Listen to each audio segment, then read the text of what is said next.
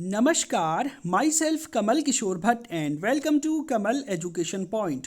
जैसा कि आप सभी जानते हैं, भारत में पिछले एक महीने से मणिपुर में बहुत बड़ी तादाद में वॉयलेंस चल रहा है। अब इसकी चर्चा देश विदेशों में भी होने लगी है, खासतौर पर यूरोपियन यूनियन में। देखिए, यूरोपियन यूनियन में 7 पार्लियामेंटेरियन बॉडीज है, जिसमें से 6 ने एक एप्लीकेशन यूरोपियन यूनियन की पार्लियामेंट को दी है कि हमें भारत में जो मणिपुर में वॉयलेंस चल रहा है इसकी चर्चा अपनी पार्लियामेंट में करनी चाहिए और भारत को स्ट्रिक्टली कंडेम करना चाहिए। और साथ में यूरोपियन यूनियन ने बाकायदा एक स्टेटमेंट भी दे दिया है कि भारत सरकार को एक ऑर्डर टाइप का दे दिया है कि भारत सरकार अपने देश में जो माइनॉरिटीज़ है मणिपुर में, इनकी सुरक्षा सुनिश्चित करे और मणिपुर में जो शांति बहाली है इसके लिए कदम उठाए। और जो भी कदम आप उठा रहे हैं ना, इनकी सूचना आप हमको दें। तो अब आप सोच रहे होंगे कि आखिर यूरोपियन यूनियन को मणिपुर से क्या मतलब है और यूरोपियन यूनियन कौन होता है अपने संसद में इस मैटर को डिस्कस करने वाला, और भारत आखिर जो अपने देश के मणिपुर में है वहां पर शांति बहाली के लिए जो कदम उठाए जा रहे हैं इससे इनको क्यों अवगत कराए। तो सबसे पहले मैं आपको बताऊंगा कि भारत सरकार ने इसके बदले यूरोपियन यूनियन को क्या जवाब दिया है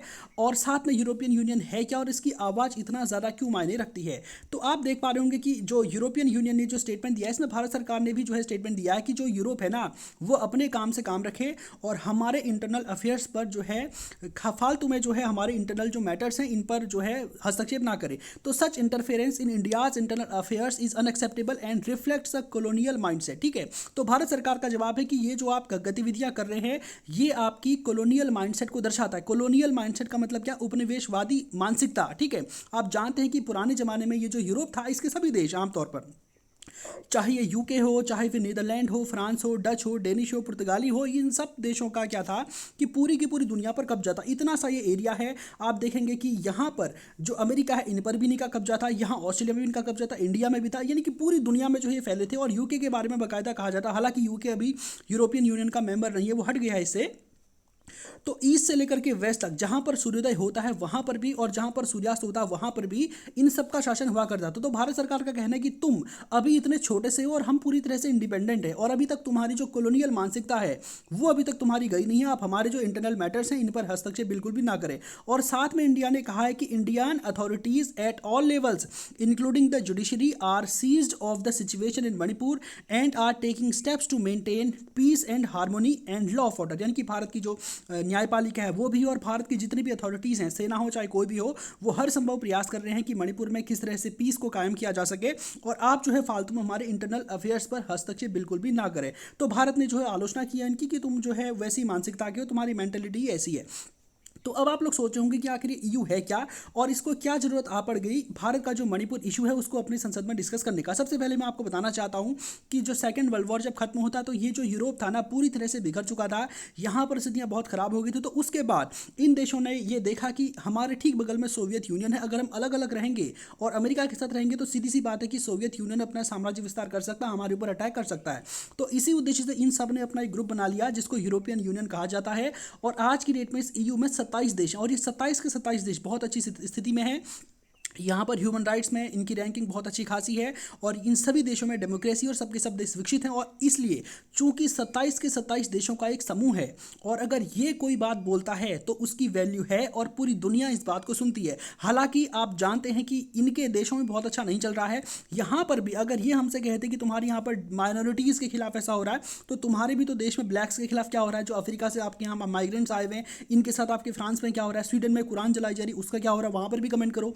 तो हालांकि ये देश बहुत अच्छे नहीं और महान नहीं है जो हमारे इंटरनल अफेयर्स पर कमेंट करें, लेकिन ये जो कमेंट कर रहे हैं थोड़ा सा इस पर विचार करने की आवश्यकता भारत सरकार को है। तो यूरोपियन यूनियन के जो 27 देश हैं अगर ये कोई बात बोल रहे हैं तो इसको दुनिया में आमतौर पर सुना जाता है, क्योंकि 27 के 27 देश एक साथ जुड़े हैं, सभी के सभी देश विकसित हैं, हर देश में लोकतंत्र है, सब कुछ है। ठीक है, अब इन 27 देशों में आप जानते हैं जो ब्लू कलर के हैं, डार्क ब्लू कलर के हैं, ये सभी देश है यूरोपियन यूनियन के हिस्से। और यहाँ पर आप रेड में आप यूके को देख पा रहे होंगे, यूके पहले से यूरोपियन यूनियन का हिस्सा था लेकिन अब वो उससे अलग हो चुका है। और ये जो हल्के आपको ब्लू दिख रहे होंगे ये यूरोप में तो आते हैं लेकिन यूरोपियन यूनियन के हिस्से नहीं है। तो ये आपको मैंने बता दिया यूरोपियन यूनियन। और इसकी पार्लियामेंट का क्या मतलब, देखो जो 27 से 27 देश है ना, इन सब की अपने देशों में अलग अलग संसद है, यानी कि इन सब देशों में अपनी अलग अलग सरकार है। लेकिन चूंकि मैंने आपको बताया कि इन्होंने अपना ग्रुप बनाया है जहां पर ये सब के सब देश एक साथ अपनी विदेश नीति, अपनी डिफेंस नीति, इन सब कुछ को डिस्कस करते, तो इन्होंने क्या बनाई है, यूरोपियन यूनियन की पार्लियामेंट बनाई है। ठीक है, इस पार्लियामेंट में इस 27 के 27 देशों के प्रतिनिधि होते हैं और अपने बारे में और पूरी दुनिया के बारे में डिस्कशन करते हैं। और आमतौर पर देखिए ये बहुत कॉमन चीज़ है किसी दूसरे देश के मैटर्स को अपने देश की पार्लियामेंट में डिस्कस करना। जैसे फॉर एग्जांपल भारत का मन कर रहा है क्या पाकिस्तान में मान लीजिए कोई गलत गतिविधि होती और भारत को चाहिए कि वो उसकी आलोचना करे, तो भारत क्या करेगा, अपनी संसद, आप जानते हैं संसद के सत्र चलते हैं, तो संसद में 1 घंटा निश्चित कर लेगा, फिर आधा घंटा निश्चित कर लेगा कि हम इस पर पाकिस्तान में जो ये इशू हुआ है इसको डिस्कस करेंगे।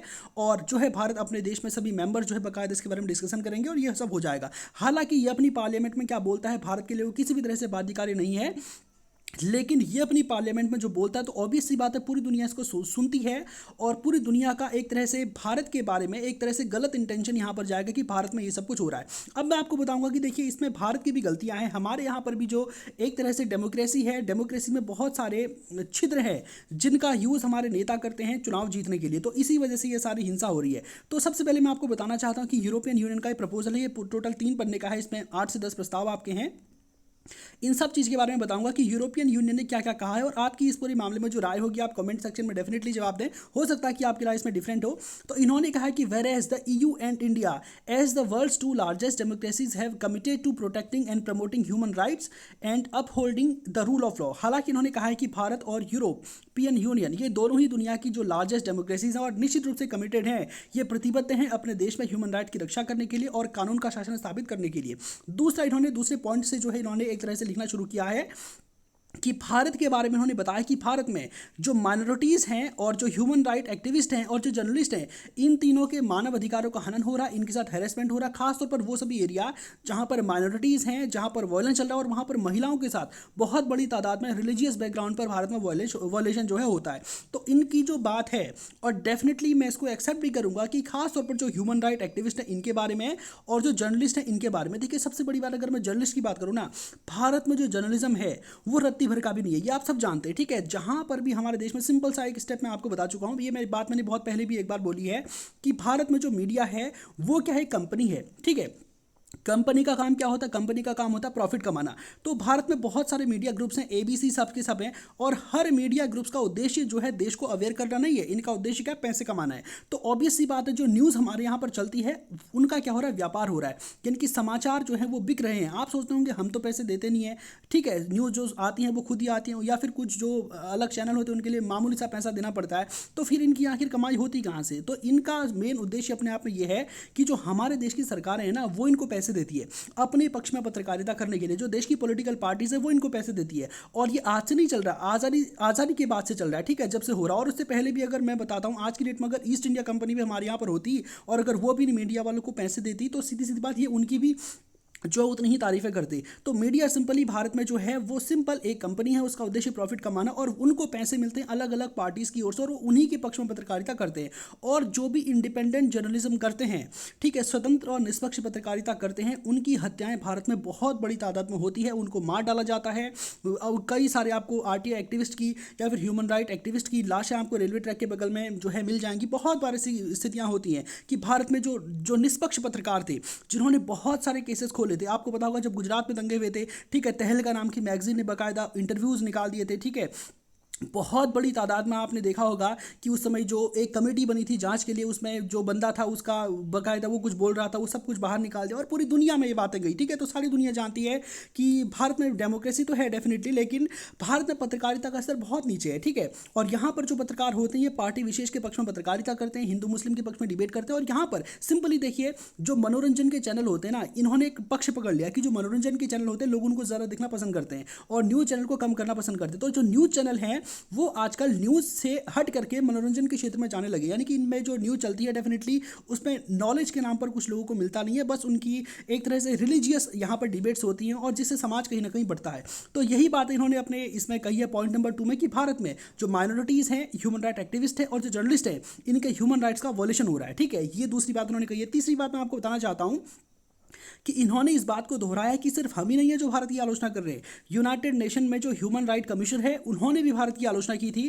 फेरेज इन अक्टूबर 2020, ये बी नंबर वाला पॉइंट में पढ़ रहा हूँ, ठीक है। Whereas in October 2020 the UN high commissioner for human right appealed to India to safeguard the rights of human right defenders, ठीक है। तो यूनाइटेड नेशंस तक भारत को बोल चुका है कि अपने आपके यहाँ पर जो सभ्य समाज है, जो सिविल सोसाइटी है, इसकी अवधारणा श्रिंक कर रही है कि बाद है, इसलिए भारत सरकार को प्रयास करना चाहिए कि इस मामले में जो है वो करे, ठीक। और अब देखिए सी वाला पॉइंट, इन्होंने जो है वायलेंस मणिपुर के बारे में कहा है कि भारत सरकार को प्रयास करना चाहिए कि अपने यहाँ पर जो कम्युनिटीज़ हैं, जो मणिपुर में जो कम्युनिटीज़ हैं, इनके बीच में जो वायलेंस चल रहा है इसको रोकने का प्रयास करना चाहिए और यहाँ पर जो माइनॉरिटीज़ हैं इनके हितों की सुरक्षा करनी चाहिए। अब आप सोच रहे होंगे कि यार ये मणिपुर को लेकर इतना ज़्यादा क्यों सेंसिटिव है, मणिपुर से इनको क्या मतलब है। देखिए मणिपुर से इनको मतलब है, आपको बताना चाहता हूँ कि मणिपुर में जो वायलेंस है वो दो कम्युनिटी के बीच में चल रहा है, एक है कुकी और दूसरी क्या है, मैतेई। मैतेई की आबादी यहाँ पर ज़्यादा है, कुकी की आबादी क्या है यहाँ पर कम है। अब आप ध्यान रखिए कि जो मैतेई कम्युनिटी है ये हिंदुज़म को फॉलो करती है और जो कुकी कम्युनिटी है ये क्रिश्चियंस हैं, ठीक है। तो इसी वजह से आप जानते हैं क्रिश्चियंस कहाँ से आते हैं, यूरोप से ही आते हैं। तो सीधी सी बात है कि कुकी कम्युनिटी का संबंध किससे है, क्रिश्चियंस हैं ये लोग अपने आप पे, तो इसलिए जो है यूरोपियन यूनियन इस मामले को और ज़्यादा उठा रहा है, ठीक है। और मैतेई क्या है, हिंदूज हैं और यहाँ पर क्रिश्चियंस जो है कम संख्या में है, ठीक है। इस वजह से जो है ये लोग इस मामले को उठा रहे हैं। और आप देखेंगे कि डी पॉइंट पर इन्होंने साफ साफ जो है भारत सरकार की आलोचना कर दी है। इनका कहना है कि ये सब क्यों हो रहा है, भारतीय जनता पार्टी, आप जानते हैं मणिपुर में बीजेपी की गवर्नमेंट है और सेंट्रल में भी बीजेपी की ही गवर्नमेंट है। तो इन्होंने कहा कि जो बीजेपी है, भारतीय जनता पार्टी है, इसकी जो रिलीजियस पॉलिसीज़ हैं, ठीक है, इन्होंने वर्ड का यूज़ किया एथेनो नेशनलिस्टिक पॉलिसीज। एथेनो का मतलब क्या, जाति, एथनिक हिंसा मतलब जाति हिंसा, ठीक है, और नेशनलिस्टिक, ठीक है। तो इस पॉलिसी की वजह से ये सब कुछ हो रहा है, ठीक है। और इन्होंने कहा है कि स्ट्रांगली कंडेम, यानी कि हम कड़ी आलोचना करते हैं भारत में जो इस तरह की पॉलिसीज जो बीजेपी पार्टी ला रही है, जो एक तरह से जाति पॉलिसी अपने देश में थोप रही है, रिलीजियस पॉलिसी अपने देश में ला रही है, इसकी हम जो है पूरी तरह से आलोचना करते हैं। और भारत सरकार से 2 नंबर पॉइंट पर इन्होंने कहा है कि आप जो मणिपुर में जो कुछ भी हो रहा है इसको लेकर ह्यूमैनिटेरियन एड वहाँ पर भेजिए, मानवीय सहायता वहाँ पर भेजिए। आप सोचिए 40,000 से अधिक लोग अपने ही देश में अपने घरों को छोड़ के राहत शिविरों में रह रहे हैं, तो निश्चित रूप से ये कोई अच्छी बात तो नहीं है। और साथ में इन्होंने ये भी कहा है कि भारत में जो अपसपा है ये बहुत ही विवादास्पद कानून है, भारत में भी बहुत ज़्यादा डिबेट होती है और सुप्रीम कोर्ट ने भी बहुत बार इसको कंडेम किया है। इसकी इसी तरह से जो है यूरोपियन यूनियन ने भी आलोचना की है कि जो अपसपा है, armed forces special power act, इसकी जो है आलोचना की है कि आपको इसको अनलॉफुल है, इसको खत्म करना चाहिए। और साथ में जो इंटरनेट शटडाउन है इनको बंद करना चाहिए, क्योंकि इंटरनेट शटडाउन भारत में बहुत बड़ी तादाद में होते हैं और अपसपा जो यहाँ पर लगा है इसको खत्म करना चाहिए, क्योंकि अपसपा जहाँ पर लगता है वहाँ पर एक छोटे से सोल्जर के हाथ में भी ये पावर आ जाती है, जो तुमको सामने दिख रहा है, अगर लग रहा है कि ये तुम पर अटैक कर सकते हो तो सीधा शूट करके इसको मार डालो, ठीक है। तो इस तरह की गतिविधियाँ बहुत सारी हैं, बहुत बार सोल्जर्स को इसका फ़ायदा भी हुआ है, उन्होंने अपनी जान बचा सकी, लेकिन बहुत बार इसका मिसयूज़ भी हुआ। कोई आर्मी का ऑफिसर चल रहा है, उसका झगड़ा हो गया, सीधा गोली से उड़ा दिया और बाद में बोल दिया कि ये तो उग्रवादी था। तो इस तरह की घटनाएं बहुत ज़्यादा हुई हैं, ठीक है। और साथ में यूरोपियन यूनियन ने बाकायदा ये सब कहा है कि जो एथनिक एंड रिलीजियस माइनॉरिटीज़ हैं इनके फ्रीडम ऑफ रिलीजन और इनके विश्वास की आप सुरक्षा सुनिश्चित करिए, और यही सब कुछ उन्होंने कहा। और लास्ट में जो 6 वाला पॉइंट है ये काफ़ी देखने योग्य है, जिसमें इन्होंने कहा है कि भारत को recalls to need for a regular EU Indian human right dialogue at a highest level establishing from criteria and benchmarks for progress, request that the European parliament is regularly informed in process. इन्होंने कहा है कि भारत और EU को एक human right dialogue करना चाहिए। Human right dialogue का मतलब क्या है, रेगुलरली, यानी कि भारत के प्रतिनिधि और यूरोपियन यूनियन के प्रतिनिधि एक जगह पर बैठेंगे और हर, यानी कि यूरोप और इंडिया के जो माइनॉरिटीज़ के इशू हैं, जो ह्यूमन राइट के इशू हैं, इसको डिस्कस करेंगे और एक दूसरे को जो है इसकी सूचना देंगे कि हमने अपने देश में क्या किया और तुमने अपने देश में क्या किया है। तो यही सब कुछ इन्होंने बताया। और देखिए डेफिनेटली आप देखेंगे कि यूरोपियन यूनियन को भारत के इंटरनल अफेयर्स पर जो है कमेंट नहीं करना चाहिए, खासतौर पर अगर तुम पूरी तरह से ठीक ना हो तो। आप अगर यूरोप अगर भारत में कहता है कि तुम्हें ह्यूमन राइट्स को प्रोटेक्ट करना चाहिए, तुमको ये करना चाहिए, तो तुम्हारे देश में भी तो यही सब चल रहा है। तुम्हारे देश में मुस्लिम्स अपने आप में क्या है, माइनॉरिटीज़ हैं स्वीडन में, और वहाँ पर तुम कुरान जला रहे हो, वहाँ पर भी वायलेंस हो रहा है, उस पर क्यों नहीं करते। और इसके साथ में आपको बताऊंगा फ्रांस में ब्लैक्स के खिलाफ क्या हो रहा है, ये सब कुछ भी हम जानते हैं। अमेरिका में ब्लैक्स के खिलाफ क्या होता है, ये सब भी हम जानते हैं, वहाँ पर भी तुम करना चाहिए। लेकिन जो बातें एक्चुअल में यूरोपियन यूनियन बोल रहा है उसकी भारत को आलोचना करनी चाहिए, लेकिन कहीं ना कहीं गलती भी इसमें हमारे देश की ही है। इसमें आपने देख लिया होगा कि पीएम मोदी जी, खासतौर पर जो मणिपुर के लोग हैं ना, वो इस बार बीजेपी से और पीएम मोदी से खासतौर पर बहुत ज़्यादा नाराज हैं, क्योंकि उन्होंने ही बीजेपी को वहाँ पर जिता था। ऑब्वियसली बात है, वहाँ पर बीजेपी की गवर्नमेंट है और सेंट्रल में भी उनकी है, और आप जानते हैं मणिपुर में जो मेजोरिटी ऑफ लोग हैं वो मैतई के हैं और वो हिंदूज हैं। तो सीधी सी बात है, बीजेपी की जो पॉलिसी अपने आप में है हिंदू मुस्लिम वाली, और जो अदर पार्टीज़ की भी, ठीक है, मैं सबकी बात कर रहा हूँ यहाँ पे, भारत में जितनी भी पॉलिटिकल पार्टीज़ हैं उनमें से एक भी ऐसी नहीं है जो विकास के मुद्दों पर, अच्छे मुद्दों पर पॉलिटिक्स करती हो। सब के सब जो है जाति और धर्म के नाम पर पॉलिटिक्स, जैसे बीजेपी है ये हिंदुज़म के नाम पर पॉलिटिक्स करती है। आपने सुना होगा AIMIM, असदुद्दीन ओवैसी की पार्टी है, वो मुस्लिम्स के पक्ष में करती है। आपको पता होगा सपा बसपा या फिर लालू प्रसाद यादव की जो RJD है, वो सब के सब दलितों के पक्ष में पत्रकारिता करते हैं। या फिर यूपी में आप जानते हैं कि मुस्लिम भी अच्छी खासी आबादी उनकी है अलग अलग जगहों पर,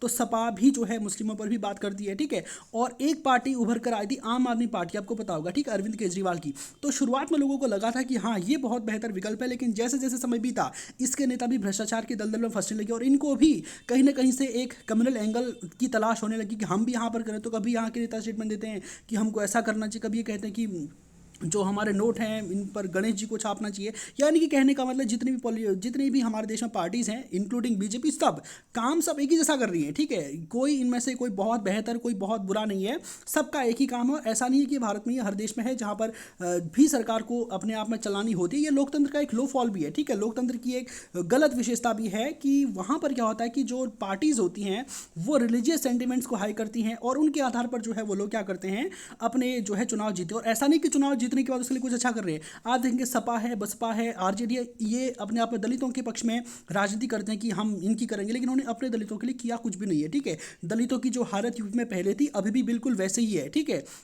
ये सब कुछ है। और ऑब्वियस सी बात है, इन जो पार्टीज़ का उद्देश्य है वो क्या है, वोट कमाना है। और अपने वोट की पॉलिटिक्स की वजह से ये देश के लोगों को क्या करते हैं, बांटते हैं, और इनकी वजह से देश में दंगे होते हैं। भारत में जितने भी दंगे आज तक हुए हैं, चाहे गुजरात में दंगे हुए हैं या फिर सिख विरोधी दंगे हैं कांग्रेस के टाइम पे, ठीक है, बीजेपी के टाइम पे, मोदी जी के टाइम पे गुजरात के दंगे हुए, सब के सब राजनीति से प्रेरित थे। और जहाँ पर भी इस तरह के दंगे होते हैं, हिंदू मुस्लिम के बीच में हो, दलित सवर्ण के बीच में, या फिर जहाँ पर भी दंगे हो, उनके पीछे कहीं ना कहीं आपको पॉलिटिकल एंगल दिख जाएगा। और कुछ ना कुछ आपके जो नेता हैं वो आपको ऐसे दिख जाएंगे जो कि इन दंगों को भड़काने का काम करते हैं और आगे चलकर अपनी राजनीति को जो है आगे बढ़ाने का काम करते हैं। तो भारत में जो डेमोक्रेसी है, निश्चित रूप से इसकी आलोचना होनी चाहिए कि जो डेमोक्रेसी हमारे देश में है, धर्म के नाम पर, रिलीजन के नाम पर जो डेमोक्रेसी चल रही है और जाति के नाम पर जो डेमोक्रेसी हमारे यहाँ पर चल रही है, इसकी आलोचना होनी चाहिए डेफिनेटली। और भारत में जो मीडिया का स्ट्रक्चर है वो पूरी तरह से गिर चुका है।